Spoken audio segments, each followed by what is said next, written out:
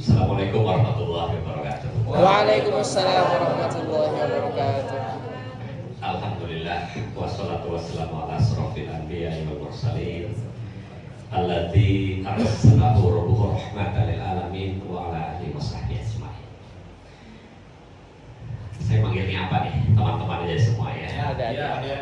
Adik-adik. Sampai lebih tua, Bos. Baik. Apa yang terjadi di sini minggu lalu? Saya bertanya sebelum mulai. Apa yang terjadi di sini minggu lalu? Salah pengukuran ternyata. Baik. Bu Rini menyampaikan banyak isu di perusahaan, ya di Bali Tropikal, gitu. Dan akhirnya saya memutuskan, ya udah Bu, saya ke sana deh, gitu ya, supaya ada kesempatan untuk ngobrol dengan teman-teman, untuk berbicara dengan teman-teman. Gitu. Dan saya di perjalanan tadi ngobrol sama Bu Rini dan berkomitmen untuk membantu Bali Tropikal.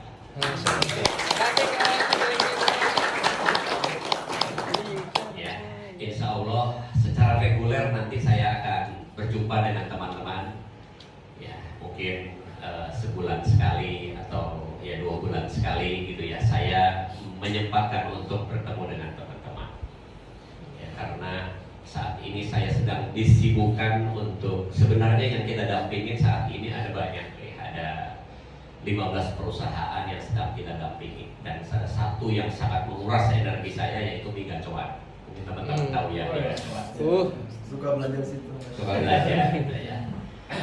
Jadi saya yang memimpin Miga Coan saat ini karena perusahaan memang sudah besar, ownernya merasa tidak sanggup untuk memimpin perusahaan sebesar itu. Karyawannya sudah hampir 20.000. Masya Allah. Setiap bulan bertambah 8 outlet, tahun depan akan bertambah setiap bulan 10 outlet. Satu bulan kita merekrut 600 orang dan 2026 itu hitung-hitungan saya akan punya 80.000 karyawan. Ya. Nah, Bali Tropikal pengen seperti itu atau enggak? Pengen banget. Gitu ya. Nah, jadi teman-teman, kalau kita memperhatikan bisnis manapun tidak ada yang langsung besar. Ya, bisnis itu mulainya dari kecil. Nah, apa yang membedakan bisnis kecil terus saja kecil dan ada bisnis yang kecil bisa bertumbuh ribuan kali dari ukurannya saat didirikan. Nah, disinilah peran teman-teman. Bu Rini ini entrepreneur. Entrepreneur ini melahirkan bisnis. Melihat ada peluang, ada kesempatan, diambil. Dan mental seorang pebisnis itu berbeda. Namun, pebisnis dengan pelaksana bisnis itu 2 hal yang berbeda. Gitu, ya. Jadi kalau pebisnis itu memulai menangkap kesempatan, mencari banyak order di luar, itu namanya pebisnis. Nah, ada pihak lain yang perlu mengelola bisnis yang sudah dibangun oleh entrepreneur. Siapa yang mengelola itu? Manajer. Gitu. Karenanya manajer memegang peranan yang sangat penting. Jadi kalau bisnis hanya mengandalkan foundernya saja, kalau dalam hal ini Ibu Rini mengandalkan Ibu Rini, mungkin juga melibatkan Bapak, maka pertumbuhan perusahaan ini hanya akan bertumbuh sebesar kemampuannya, Bu Rini. Tapi kalau di sini ada berapa orang? Ada 20, 30 orang. 30 orang. Tapi kalau di ruangan ini ada 30 orang dari berbagai level. Mungkin ada yang sudah jadi manajer, mungkin ada yang arsitek, ada yang pemasaran, mungkin ada bagian security. Semua punya peran.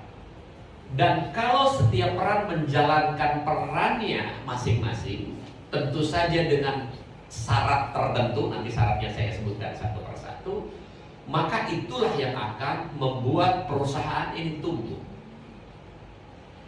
Mi Gacoan ya, berdiri baru tahun 2016. Hari ini sudah punya 200 outlet yang tersebar baru di beberapa pulau besar ya, di Jawa, Sumatera, Kalimantan, dan Sulawesi.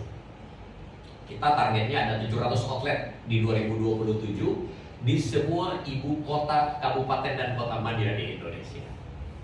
Apa yang bisa membuat besar? Bukan karena foundernya, tapi karena orang-orang yang ada di dalamnya. Gitu, ya. Nah, karenanya ini butuh komitmen tingkat tinggi. Apakah teman-teman punya keinginan, punya rasa memiliki untuk menumbuhkan organisasi tersebut? Ada di teman-teman. Saya ngobrol dengan Ibu Rini tidak sekali dua kali, sering saya ngobrol. Saya kadang-kadang minta bantuan Bu Rini juga, gitu ya. Saya sudah 2 kali ya dibantu oleh Bu Rini. Bu, saya anak-anak beli apartemen minta tolong dibenerin, udah Bu Rini. Terus Bu, saya ada ini, jadi ya seperti itu. Nah teman-teman, dimanapun saya membantu banyak perusahaan, saya selalu mengandalkan tim yang ada di organisasi tersebut. Tadi saya cerita, Gacuan bisa besar, bahkan yang punya itu dari awal sudah merasa, gitu ya. Dulu ketika saya masuk ke Gacuan 3 tahun yang lalu, di awal itu udah bilang, Pak, saya punya mimpi. Apa mimpinya? Saya ingin punya restoran terbesar di Indonesia, terbaik di Indonesia. Kalau terbesar berarti outletnya harus banyak, dia bilang. Kalau saya memimpin belasan outlet, rasanya saya masih sanggup. Tapi kalau mau terbesar, kita harus menyaingi KFC, McD. KFC saat ini outletnya sudah 700-an. Ya, McD outletnya 300-an. Jadi ya kalau kita mengukur yang paling banyak outletnya KFC. KFC targetnya ada di semua ibu kota kabupaten. Maka kita mau mendekatkan itu dari sisi jumlahnya. Dia bilang, saya punya mimpi, mimpinya besar.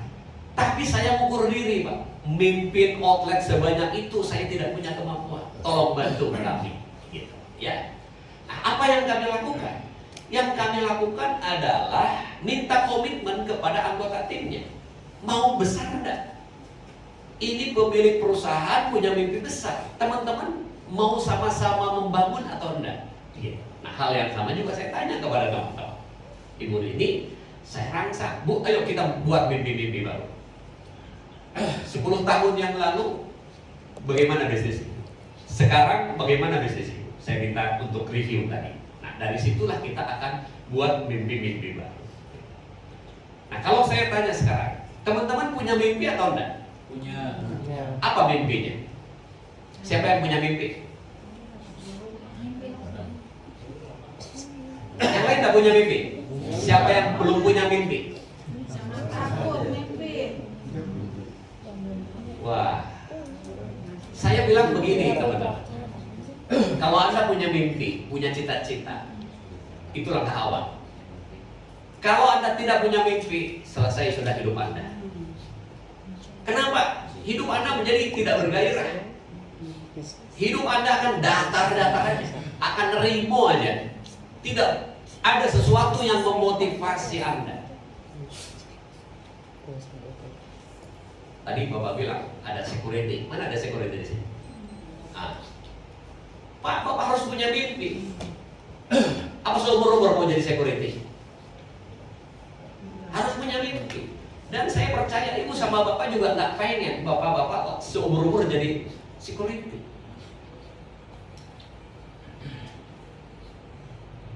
Sebelum COVID itu tahun berapa? 2020 ya? 2019 saya ada di Maluku Utara, di satu kota kecil namanya Ternate. Pak Haji minta saya untuk turut membenahi di perusahaan. Perusahaannya toko retail terbesar di kota tersebut. Ketika saya tanya manajer, tidak punya manajer. Saya tanya supervisor, tidak punya supervisor. Terus saya tanya, siapa yang menjalankan perusahaan ini? Saya seorang diri. Terus di bawahnya Pak Haji siapa? Ya mereka ini semua. Terus saya bilang, Pak Haji ada nggak orang kepercayaan Pak Haji? Yang orang kepercayaan ini bisa saya latih. Ya ada, tetapi ada tetapinya. Yang ini tingkat pendidikannya hanya ini. Yang ini sekarang posisinya staf administrasi. Yang ini kasir. Yang ini satpam. Saya bilang, Pak Haji, saya tidak pedulikan latar belakang pendidikan, saya tidak pedulikan posisinya saat ini, tapi kalau Pak Haji percaya kepada orang-orang ini, izinkan saya untuk melatih. Apa hasilnya? Tidak sampai 1 tahun. Yang tadinya satpam itu sekarang sudah menjadi store manager. Sudah memimpin satu toko, tokonya besar. Bukan sekelas Indomaret begini. Ya, ukuran tokonya itu ya mungkin 20 kalinya ruko Indomaret lah. Paling kecil tokonya Pak Haji. Gitu ya. Kuncinya apa? Kemauan. Gitu ya. Dulu dia tidak punya mimpi, saya yang membangunkan mimpi. Kamu punya mimpi enggak? Enggak punya. Dulu lagi kecil iya Pak saya punya mimpi. Tapi sekarang umur saya sudah 30-an, umur saya sudah 40-an. Kapan saya punya mimpi lagi? Kalau kita tidak punya mimpi, tidak punya impian, maka kehidupan kita akan percaya saya datar-datar saja. Jadi yang pertama, saya ingin teman-teman punya mimpi. Ya, dan ditulis mimpi. Ya, tulis, bukan hanya sekedar Pak saya pengen ini, enggak, tuliskan. Karena daya dorong luar biasa itu kalau kita punya mimpi, punya keinginan. Jadi kalau kita tidak punya keinginan, ya sudah. Gitu, ya. Nah, teman-teman yang sekarang belum punya mimpi, mulai merenungkan apa ya mimpi saya. Ya. Mimpi ini tergantung. Ya, kalau saya tanya, teman-teman ingin sukses atau enggak? Ingin. Ada 4 cara mengukur kesuksesan. Ini untuk merangsang Anda nanti punya mimpi. Ya, jadi ukur nanti mimpinya dari mana. Ada 4 cara mengukur kesuksesan. Nanti teman-teman lihat cara mana yang teman-teman mau ukur. Ada orang yang mengukur kesuksesannya dengan harta yang dimilikinya, dengan penghasilan yang dimilikinya, dengan uang yang dimilikinya. Kalau saya punya harta banyak, berarti saya sukses. Ada orang yang mengukur kesuksesan dengan hartanya. Apakah ini boleh?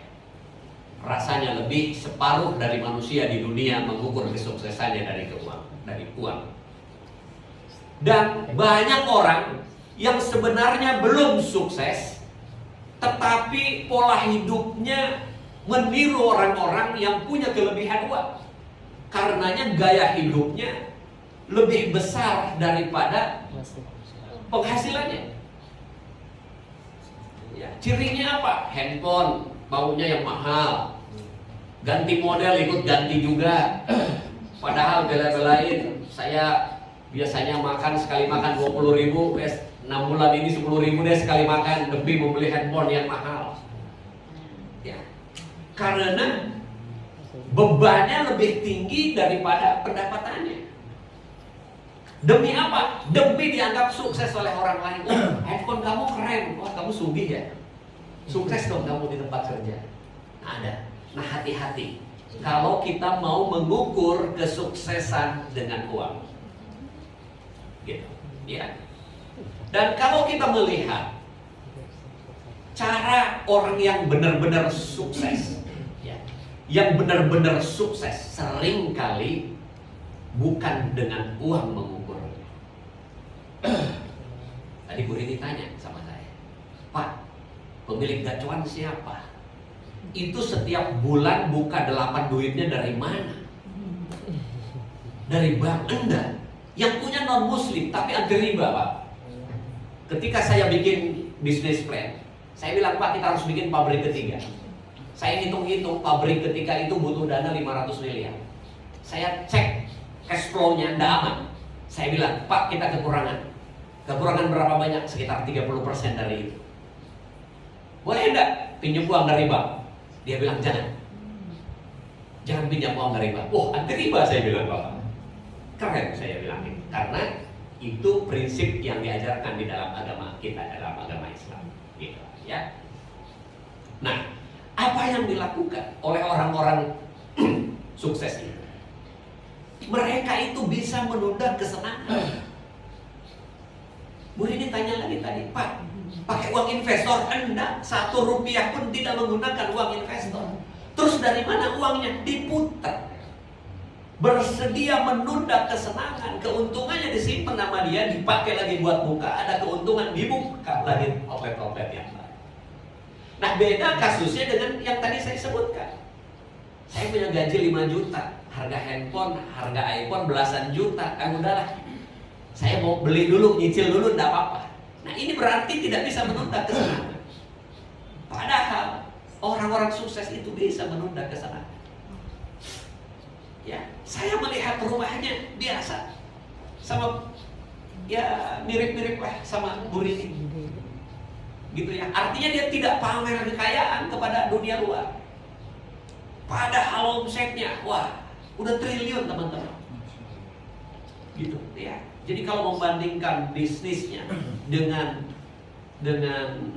perilakunya itu jomplang, ya. Jadi teman-teman juga harus bisa menunda kesenangan. Yang kedua, kesuksesan itu diukur dengan jabatan.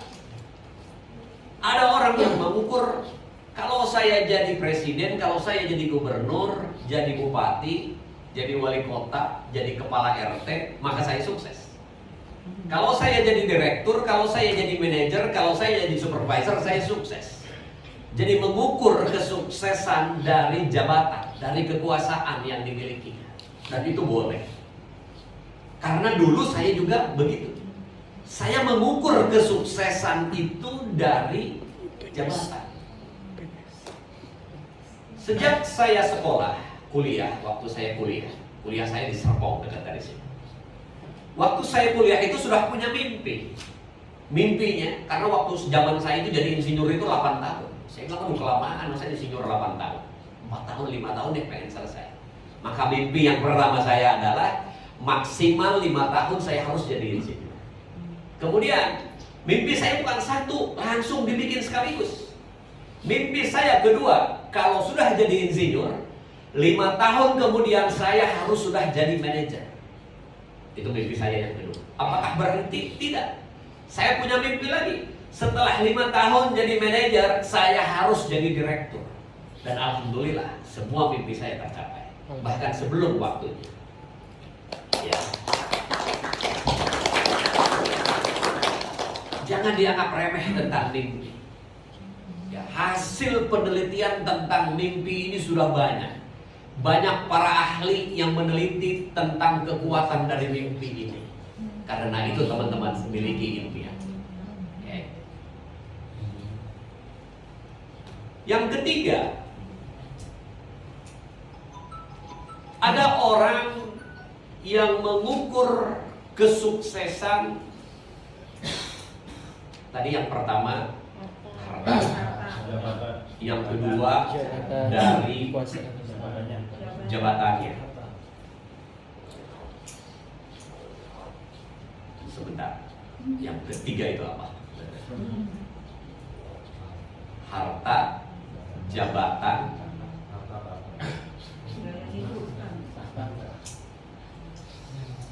oke, yang keempat dulu. Ada orang yang mengukur, yang ketiga. Ada orang yang mengukur kesuksesan dari keterkenalan. Tenar. Populer. Kalau saya populer, kalau saya tenar, berarti saya sukses. Makanya di media sosial followernya dihitung. Wah, follower saya cuma 500, Anda sukses.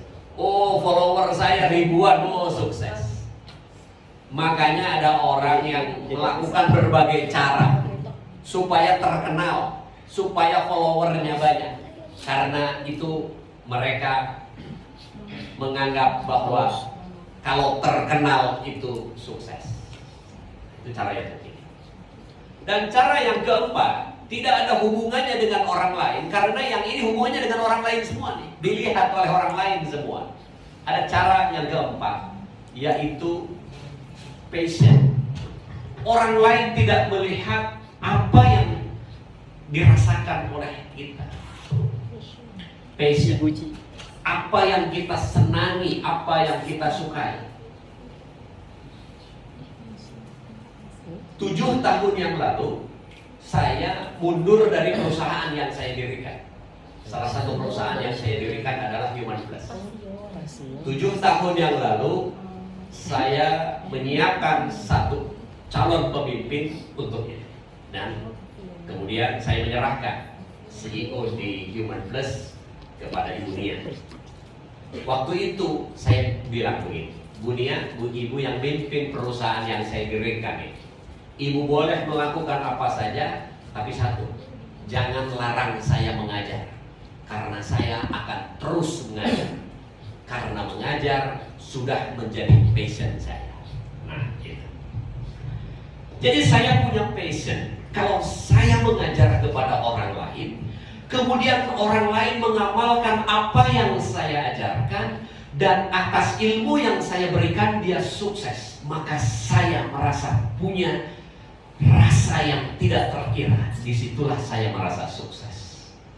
Orang ini sukses setelah mengamalkan ilmu-ilmu yang saya bagikan kepada mereka.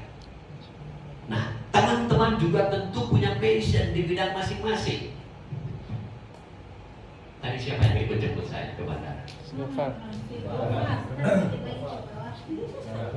Tadi Bu Rini cerita, Pak, saya punya tanaman. Oh, kalau itu menjadi passion, jalankan, tidak apa-apa, gitu ya.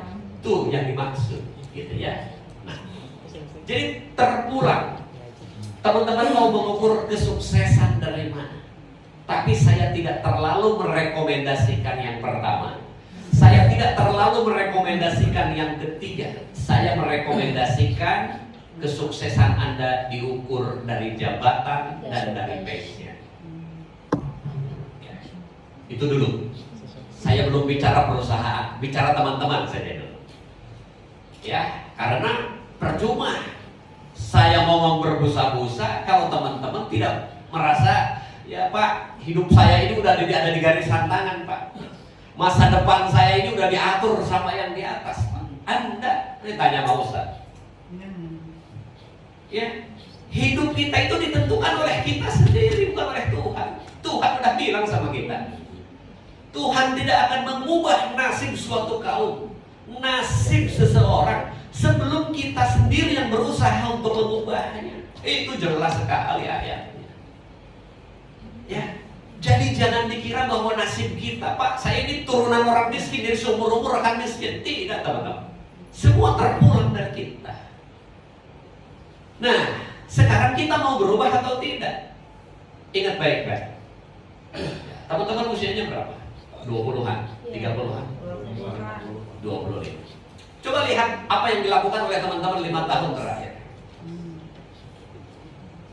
Bu Rini cerita, Pak, kerja memang 8 jam di sini, Pak, tapi mungkin efektifnya 2 jam, Pak. Sisanya apa? Main game. Ada yang merasa begitu? Scroll-scroll di media sosial. Betul begitu? Nah, coba evaluasi. 1 tahun terakhir, apakah itu yang dilakukan? 5 tahun terakhir, apakah itu yang dilakukan?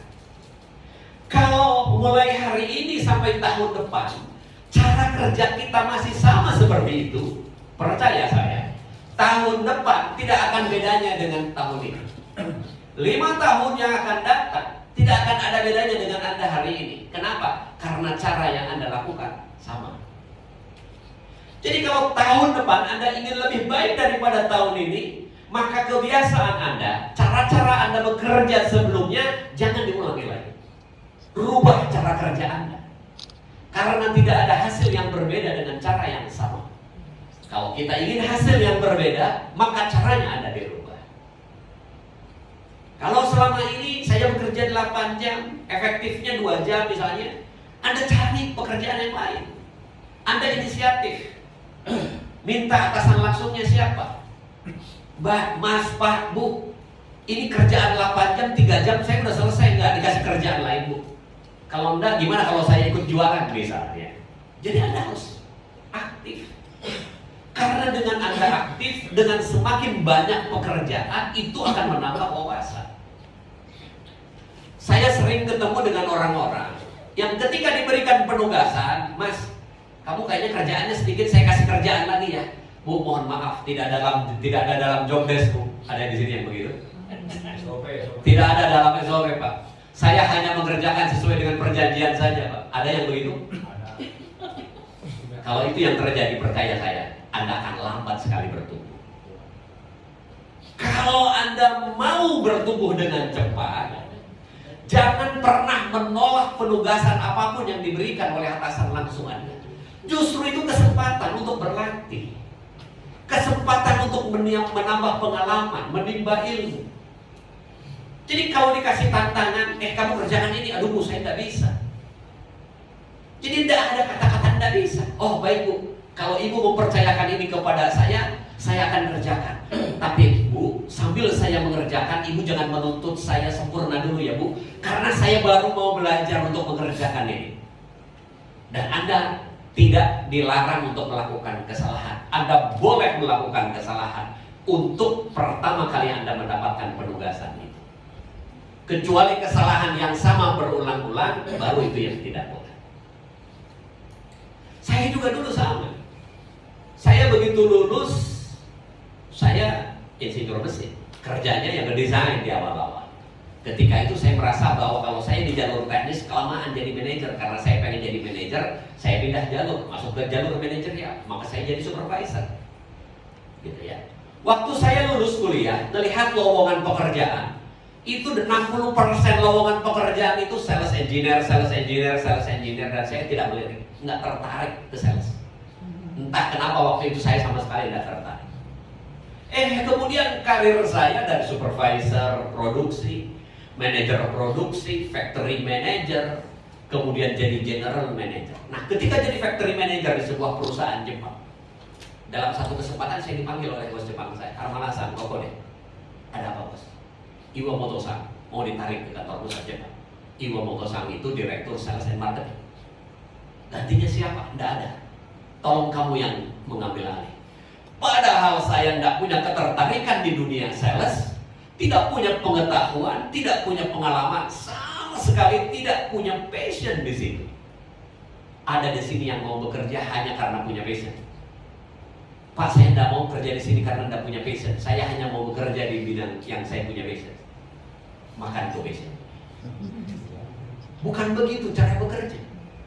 Ketika hire malah, tolong selain jadi factory manager, kamu jadi marketing dan sales manager. Saya bilang, karena ini amanah akan saya jalankan. Apa yang saya lakukan? Belajar. Belajar zaman dulu tidak segampang sekarang. Maka saya sekolah, saya ngambil S2. S2 saya sales and marketing. Gara-gara saya dicemplungin, suruh mimpin marketing. Begitu, ya. Kemudian perusahaan besar. Akhirnya Jepang saya kewalahan karena keuangan tadinya dipegang oleh dia. Malah gimana kalau kita mulai cari manajer keuangan? Oh boleh, karena saya tidak paham ilmu keuangan, cari. Begitu cari, belum dapat setahun, saya menemukan fraud. Fraud itu apa? Kecurangan. Ngambil uang perusahaan lah, korupsi lah, macam-macam. Saya yang menemukan, dan terjadi juga di sini nampaknya. Sebelumnya, gitu ya. Saya lapor ke bos Jepang saya, bos, ini kok ada kejanggalan ya? Saya sudah lama tidak pakai supplier ini, kok ada permintaan pembayaran ya? Saya nggak mau tanda tangan ini. Dan saya sudah cek ke supplier saya tidak punya outstanding payment di situ. Coba tolong periksa. Begitu ditelusurin, wah ada banyak sekali kecurangan di sini. Sampai akhirnya bos saya bilang, oke kalau gitu kita berhentikan. Dan kita panggil dia, kembalikan uang yang sudah diambil. Kalau kamu tidak kembalikan, saya penjarakan, saya polisikan. Akhirnya komitmen untuk mengembalikan meskipun dicicil. Terus saya tanya lagi, bos, jadi apa yang harus kita lakukan? Bos Jepang saya bilang, Armala, cuman kamu satu-satunya orang yang saya percaya. Jadi mulai hari ini kamu pegang keuangan juga. Padahal saya orang mesin, suruh pegang keuangan, coba bayangin. Ya, saya bilang, baiklah, kalau ini amanah, saya jalankan. Dari situlah, teman-teman, saya selalu berbagi pengalaman. Ini pengalaman saya langsung seperti ini. Begitulah karir kita, dari mulai dirancang sampai menjadi kenyataan, flow-nya seperti itu. Karenanya saya juga ingin mendorong teman-teman seperti itu. Ya. Jadi kalau teman-teman berlindung ini tidak ada dalam job desk, saya hanya mau melakukan pekerjaan yang ini saja, itu akan mematikan karir Anda. Anda terlalu cepat menjadi seorang spesialis. Anda harus generalis, harus menguasai banyak hal. Ya, sama dokter.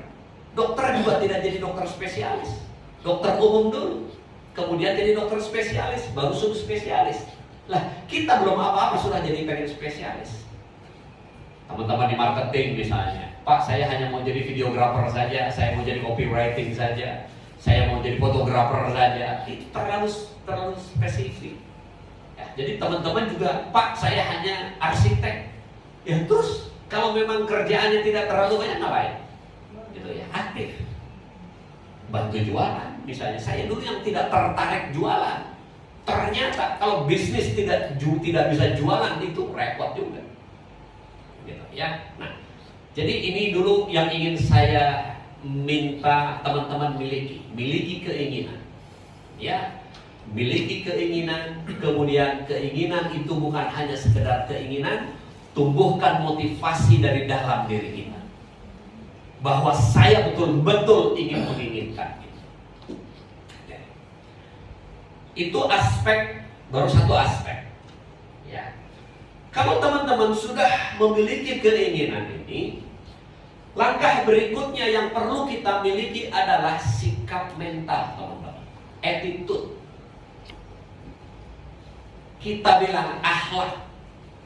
Itu nomor satu, teman-teman.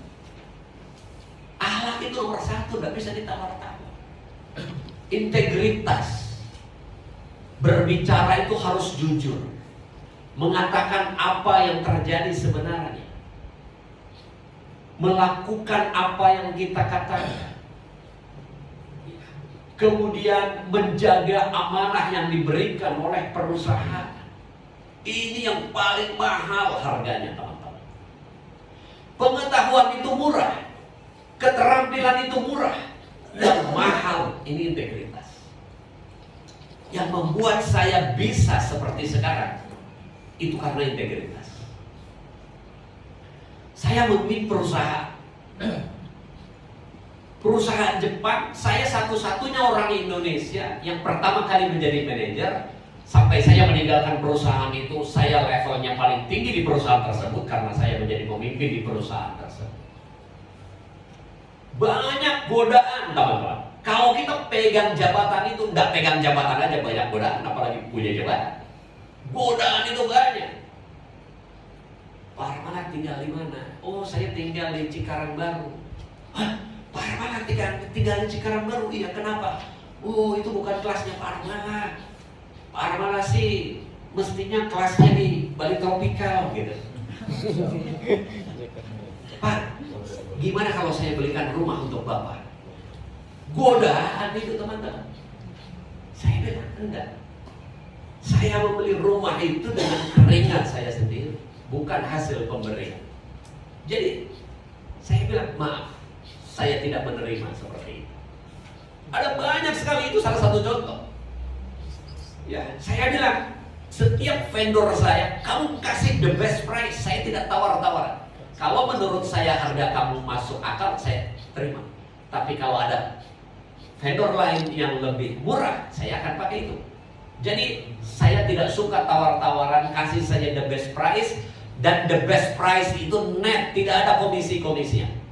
Kalau saya aja tidak minta komisi, maka ke bawah juga tidak boleh ada. Kalau sampai kamu ngasih kepada orang-orang saya dan ketahuan, kamu tidak akan saya pakai lagi. Jadi sejak awal saya sudah ultimatum. Teman-teman, itu yang memuluskan karir saya, teman-teman. Ya, godaan-godaan seperti ini banyak sekali. Ketika saya keluar dari perusahaan itu, saya bikin bengkel. Karena saya insinyur mesin, saya bikin bengkel. Kan mau beli peralatan kan, beli kompresor, beli tool semua. Yang saya tahu ya supplier dulu di tempat saya bekerja. Saya teleponin minta penawaran dong. Kirim langsung ke email saya ya. Oh ya, karena Pak Armal sekarang kerja di mana? Udah, saya minta penawaran aja. Tulis aja buat Armal. Ya udah, bikin penawaran. Terus ya dia udah tahu karakter saya. Jadi nggak ada tawar-tawaran, kasih oh ya oke. Saya beli ini kirimnya di sini ya, beli ini kirimnya di sini ya. Beberapa supplier. Saya bikin bengkel waktu itu. Barangnya sudah dikirim, udah dipakai, invoice-nya nggak datang-datang. Mana invoice-nya? Mereka bilang apa? Pak Armala, izinkan kali ini saya mensupport Pak Armala. Tidak ada konflik kepentingan Pak. Jadi mesin-mesin yang Bapak order itu hadiah dari saya.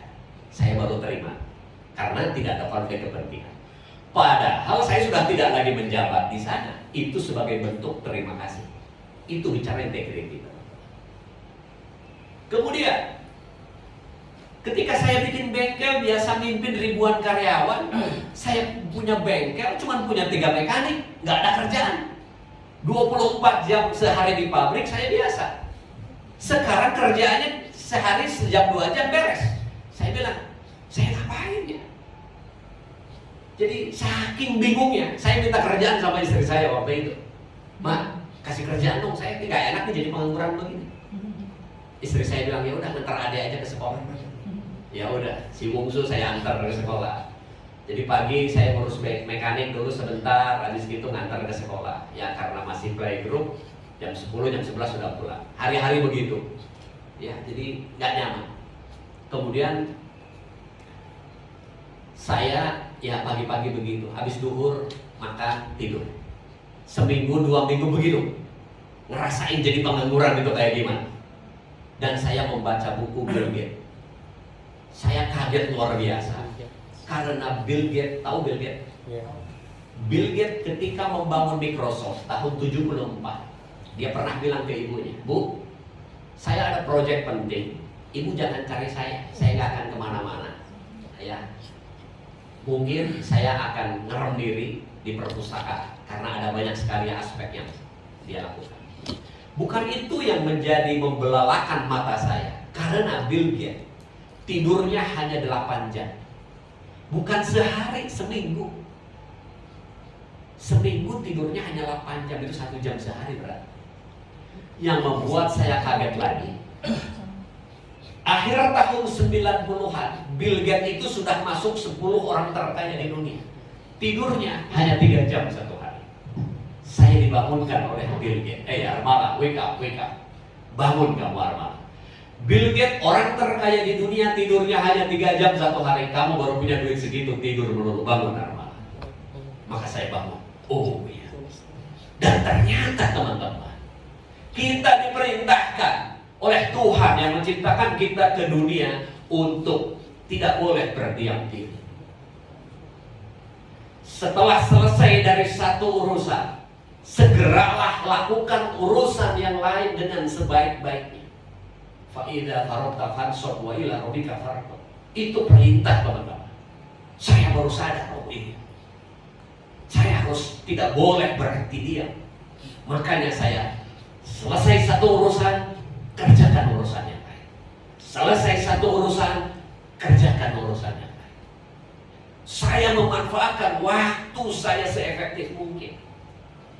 Bu ini Pak, bisa mampir nggak ke kantor? Saya kasih tahu Bu. Oke, saya atur. Saya bilang, saya tadinya ini baru dari Malang. Dari Malang, tadinya saya mau naik kereta karena saya mau langsung ke Kuningan. Karena Bu Rini saya minta, saya lihat ada flight jam berapa yang ke Jakarta. Oke, akhirnya saya atur waktu. Saya pakai flight jam 11, nyampe Jakarta jam sekian. Bu Rini, saya punya waktu dari jam 2 sampai jam 6 saya bilang. Jam 6 saya harus sudah di Gambir karena saya akan lanjut ke Kuningan. Besok saya sudah ada agenda di Kuningan dari jam 8 sampai jam 5 sampai 1 minggu ke depan. Itu artinya apa? Setelah selesai satu urusan, segera lakukan urusan yang lain. Saya tidak pernah membiarkan waktu saya kosong begitu saja. Ya. Di pesawat, perjalanan dari Malang ke Jakarta 1,5 jam, ngapain di pesawat? Tidur? Enggak. Tidur saya 3 jam satu hari. Apa yang saya lakukan? Baca buku. Tadi Bu Rini mungkin masih melihat saya masih nenteng buku dari turun. Baca buku. Karena saya tidak mau membuang-buang waktu saya. Sayang.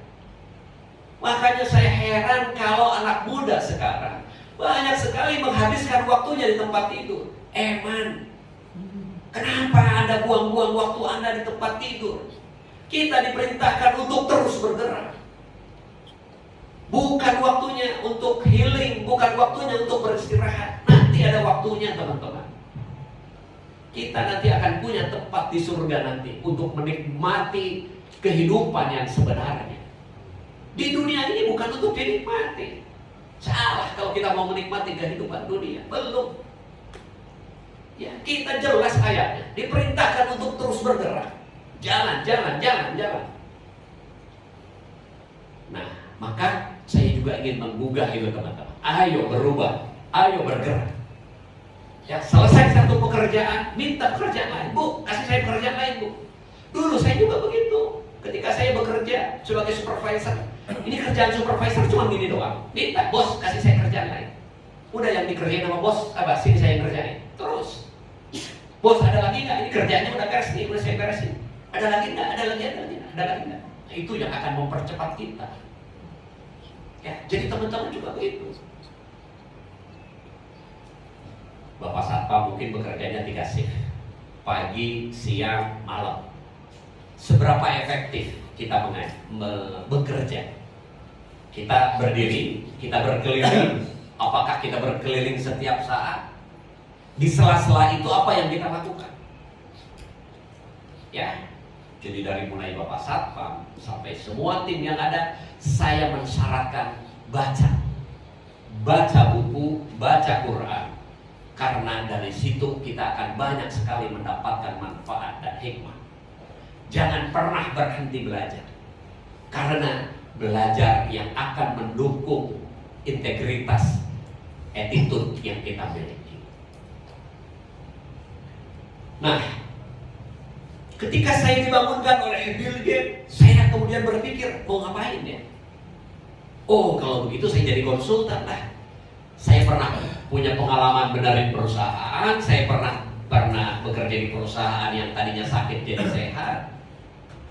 Maka saya menghubungi konsultan yang pernah saya pakai ketika saya jadi manajer. Saya bilang, Pak, boleh nggak saya bergabung dengan perusahaan Anda? Saya pengen jadi konsultan.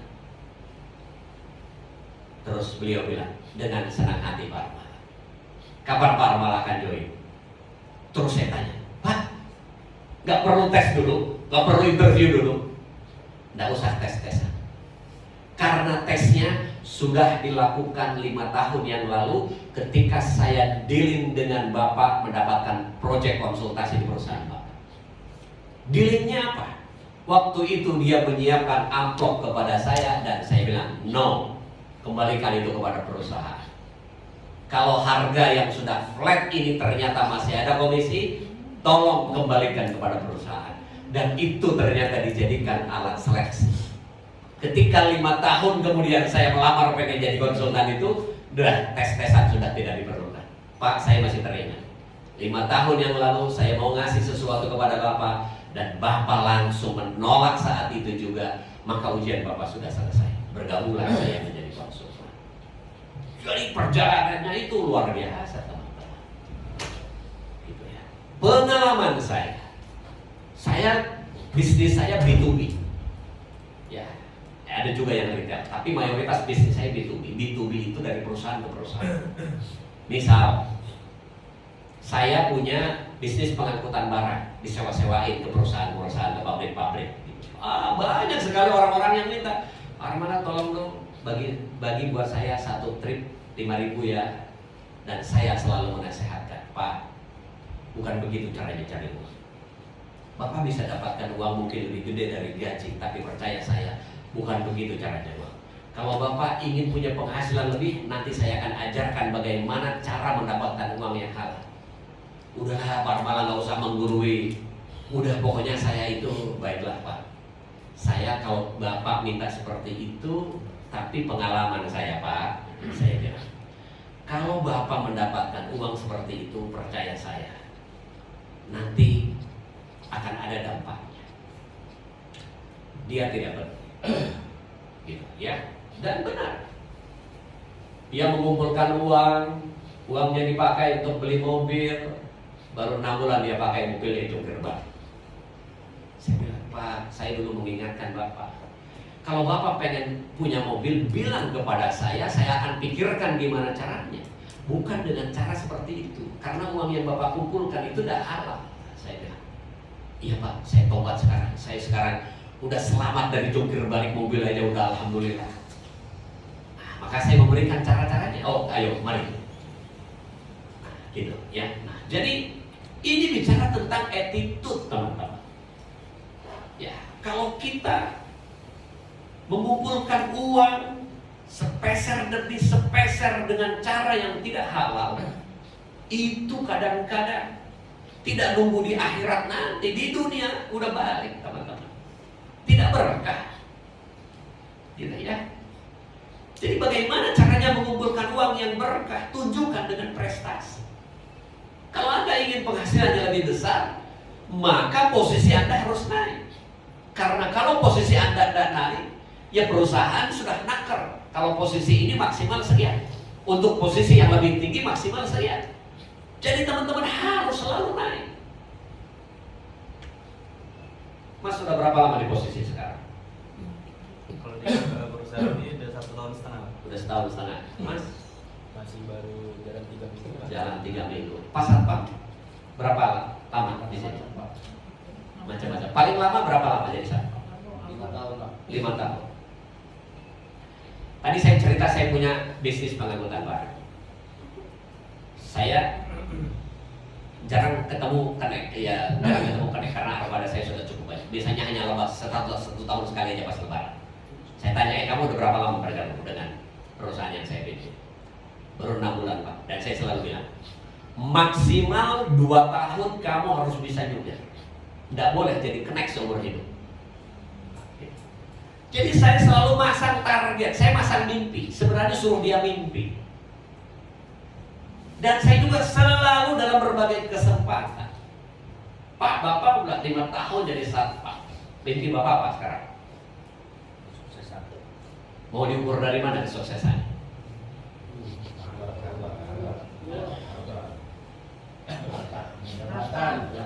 Jabatan.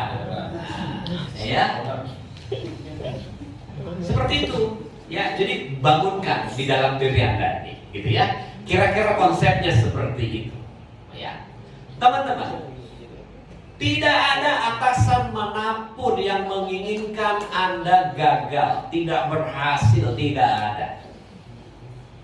Atasan manapun, termasuk ibu bapak, mengharapkan teman-teman maju. Butuh dukungan apa? Tinggal bilang, wah saya tahu persis Bu ini begitu baiknya. Ya, saya tahu Bu Rini orangnya yang tidak pernah hitung-hitungan. Hanya kadang-kadang ada mungkin, ya saya berharap di ruangan ini sudah tidak ada tadi. Ibu sudah bilang, Pak ini yang tersisa ini udah yang bagus-bagus Pak. Yang tidak jujur udah saya buang semuanya, kata Bu Rini. Nah, jaga amanah ini teman-teman. Ini yang mahal harganya. Kalau teman-teman yang ada di ruangan ini sudah lulus ujian, hati-hati tadi saya bilang. Semakin tinggi posisi Anda, semakin banyak godaan. Makanya iman teman-teman itu harus diperkuat. Karena syaiton ini ilmu cara masuknya ini macam-macam. Nggak mempan sini masuk lubang sini nggak mempan pindah lagi ke sini. Coba terus, teman-teman. Tuh keimanannya harus dijagain bagian bapak nanti. Sering-sering kasih siraman rohani Pak. Tausiah. Ya. Jadi kehidupan kita ini harus seimbang. Kehidupan dunia dan kehidupan akhirat ini harus seimbang, teman-teman. Ya, bekerjalah untuk duniamu seolah-olah kamu akan hidup selama-lamanya. Dan pikirkanlah akhiratmu seolah-olah kamu akan mati besok. Pegang itu baik-baik. Jadi harus seimbang.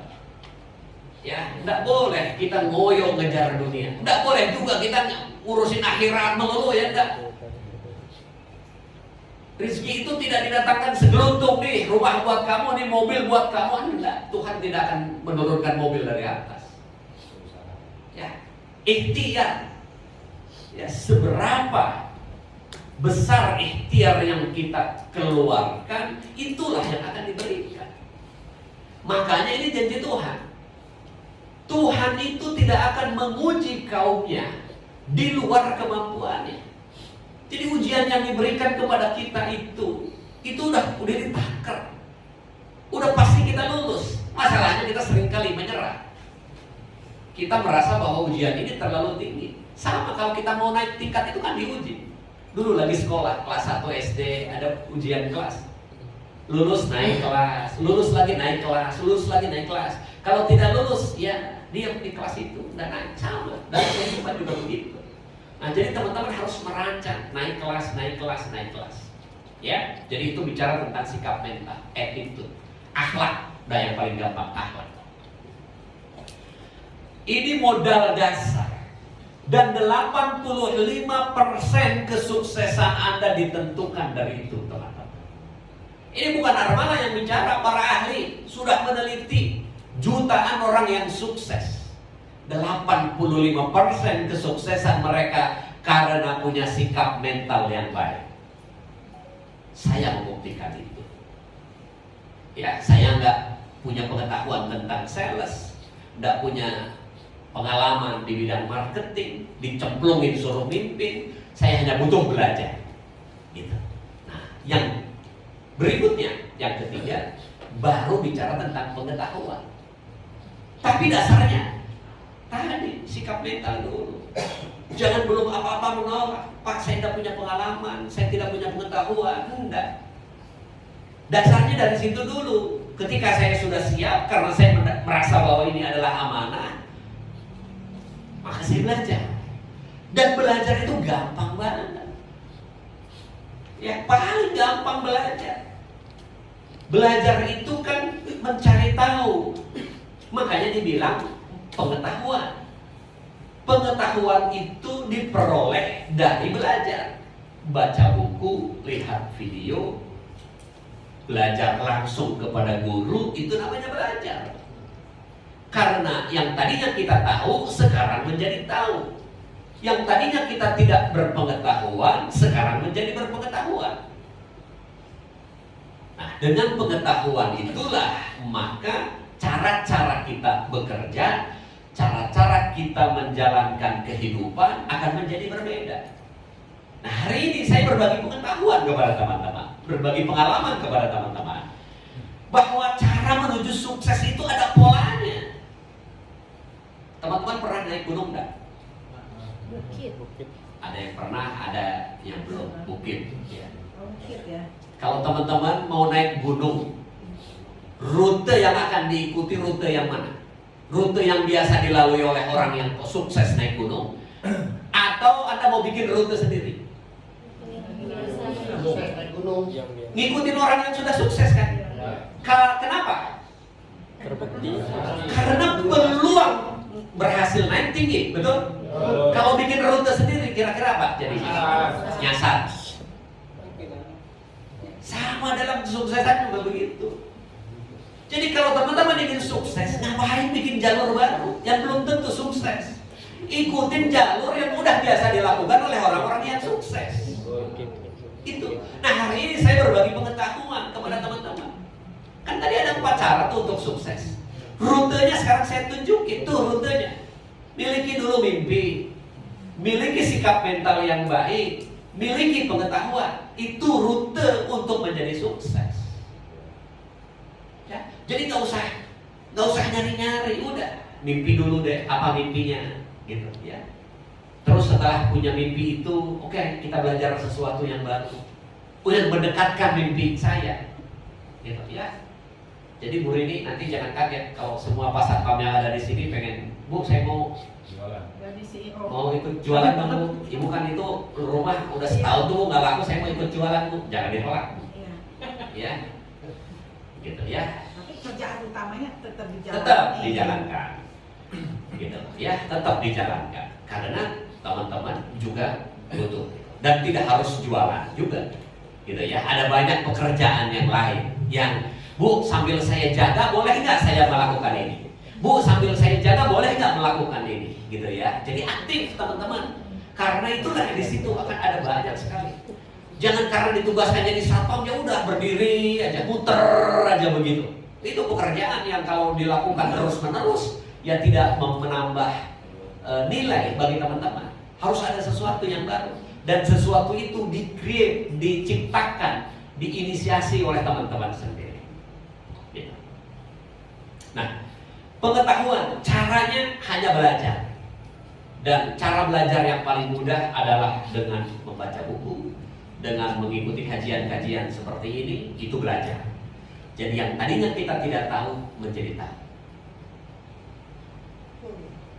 Yang keempat adalah memiliki keterampilan.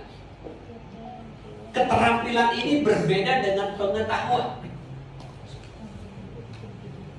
Orang yang punya pengetahuan bisa menjelaskan. Orang yang punya keterampilan bisa melakukan. Ya.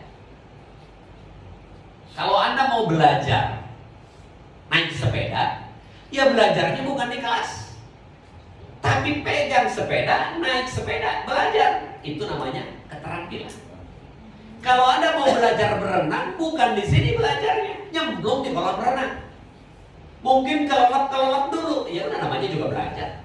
Sama seperti kita belajar naik sepeda. Emang waktu kita dulu kecil belajar naik sepeda langsung bisa dikasih sepeda langsung bisa gitu?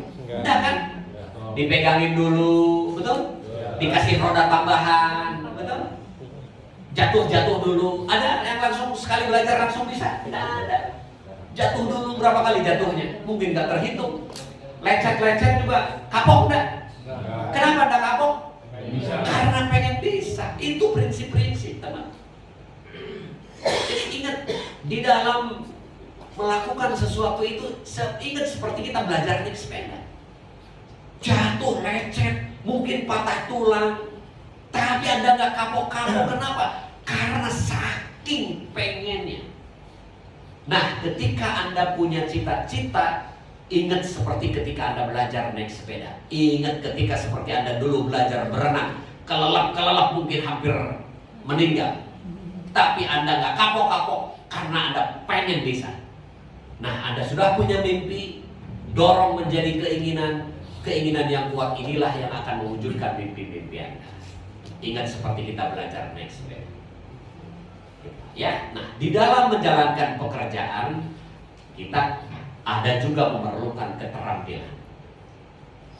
Ya, keterampilan apa? Kalau kita mau berjualan, berarti kita harus punya keterampilan berkomunikasi dengan baik. Jadi kalau ada yang bukan bagian penjualan, tiba-tiba saya mau ikut jualan, ya udah kamu jualan nih, enggak, bekelin dulu ilmunya. Cara jualan itu begini, jalin kedekatan dan keakraban dulu, jangan datang-datang langsung jualan, gitu ya. Terus lakukan ini, gitu ya. Jadi di training dulu nanti kalau teman-teman yang bukan tim penjualan mau ikut jualan, ya. Nah seperti itu. Kemudian dilatih, misalnya cara mempresentasikan bagaimana, dilatih terlebih dahulu. Nah itu namanya keterampilan, bukan pengetahuan. Nah, jadi kalau teman-teman memiliki yang 4 ini, yang pertama tadi apa? Mimpi. Ya, mimpi itu berarti bicara tentang mengelola pikiran kita. Yang kedua, memiliki sikap mental yang baik. Yang ketiga, memiliki pengetahuan. Yang keempat, memiliki keterampilan. Inilah kunci dasar kesuksesan. Inilah yang akan membuat Anda sukses. Miliki yang 4. Ya, jadi saya bicara tentang diri kita. Sekarang kita bicara perusahaan.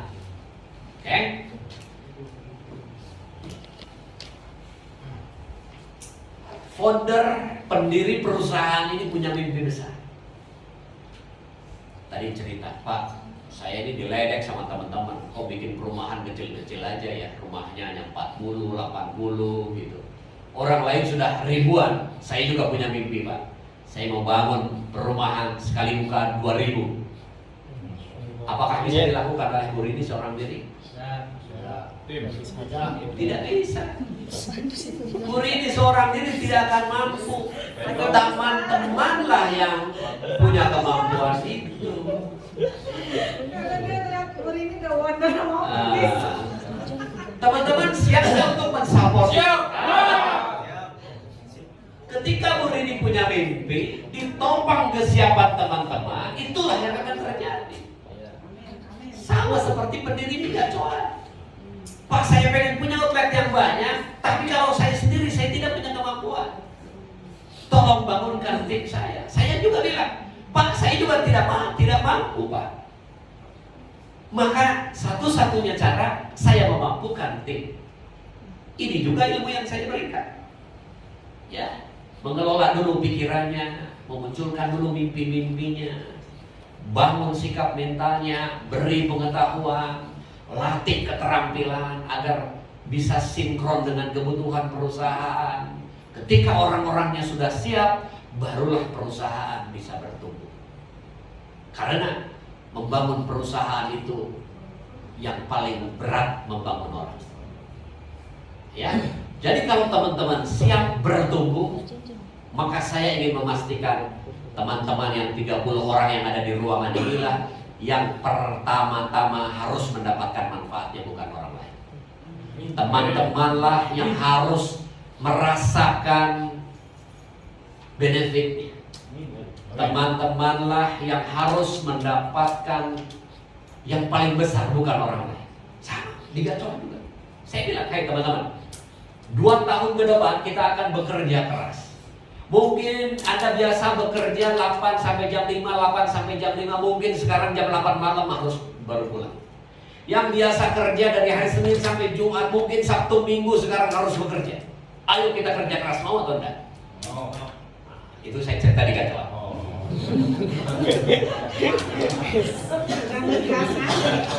Dan mereka ada yang tidak mau. Pak, saya udah nyaman begini ya, udah begini. Saya bilang ya sudah.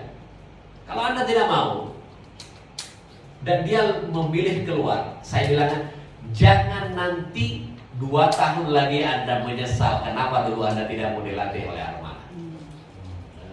Karena Anda sudah kehilangan kesempatan. Dan saya membuktikan itu. Ini di tahun ketiga. Oh, dulu mereka PKWT semuanya. PKWT itu apa? Pekerja kontrak lah. Dikontrak 6 bulan, dikontrak 1 tahun, gajinya di bawah UMK jauh, masa depannya suram, tidak ada kejelasan. Oh, sekarang mereka bergairah semua, gitu, ya. Nah, saya bilang, kamu 2 tahun udah bekerja keras dengan saya, sehingga perusahaan ini bertumbuh.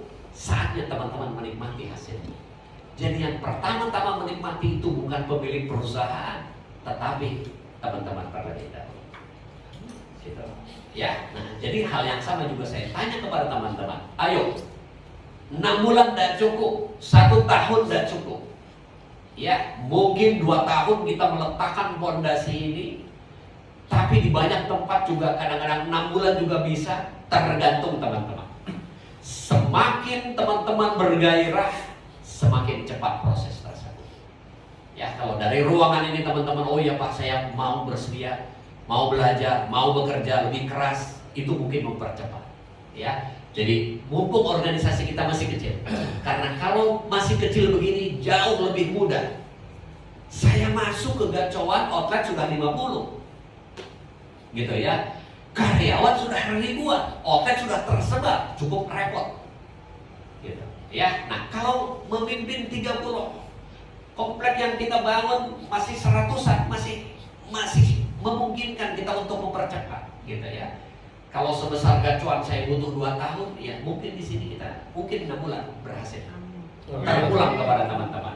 Teman-teman siap belajar, maka 6 bulan tidak mustahil untuk itu. Amin. Ya. tahun ini kita kuatkan diri kita, integritas. Jangan ada hal-hal yang tadi sudah saya sampaikan. Ya, kalau mau mencari rezeki, carilah yang halal. Ya, saya bukan kiai, saya bukan ustaz, tapi saya mengamalkan ilmu-ilmu itu, gitu. Ya, dan saya percaya bahwa karma itu datang bukan hanya nanti di akhirat, di dunia sendiri saya sudah menyaksikan sekarang. Gitu, ya. Nah, jadi kalau mau bertumbuh, bertumbuhlah dengan perusahaan. Teman-teman berada di dalam organisasi yang dipimpin oleh seorang ibu yang multitalenta, disupport penuh oleh bapak. Ini tempat yang baik untuk bertumbuh.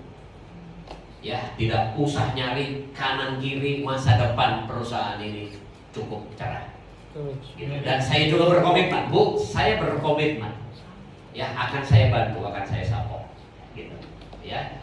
Oleh karenanya, ya teman-teman silahkan cerna apa yang saya sampaikan. Mudah-mudahan ini bermanfaat bagi teman-teman. Amin. Dan Amin. nanti mulailah berubah cara kita bekerja. Ya, nanti kalau teman-teman punya atasan langsung diskusikan dengan atasan. Pak, ya Pak, selama ini saya kok banyak main media sosial, apalagi di pekerjaan saya, gitu ya. Jadi teman-teman jangan ragu-ragu, Pak, Bu, 8 jam bekerja, saya efektifnya cuma 3 jam, Bu, jangan ragu-ragu. Ya, jangan takut kalau dikasih pekerjaan tambahan. Justru itu kesempatan kita untuk bertumbuh. Gitu, ya. Itu dulu yang bisa saya sampaikan. Semoga ada manfaatnya. Amin. Assalamualaikum warahmatullahi wabarakatuh. Waalaikumsalam warahmatullahi wabarakatuh. Kalau ada yang mau bertanya, mau diskusi, boleh. Rasanya saya masih punya waktu. 3 jam ke depan. Ya, alhamdulillah. Terima kasih Coach sudah memberikan Masya Allah ilmu yang sangat mendasar dan fundamental buat kita semua, terutama yang berulang ini. Teman-teman, Coach masih punya waktu untuk tanya jawab. Jadi kira-kira tadi dari 4 faktor menuju kesuksesan, kalau masih bingung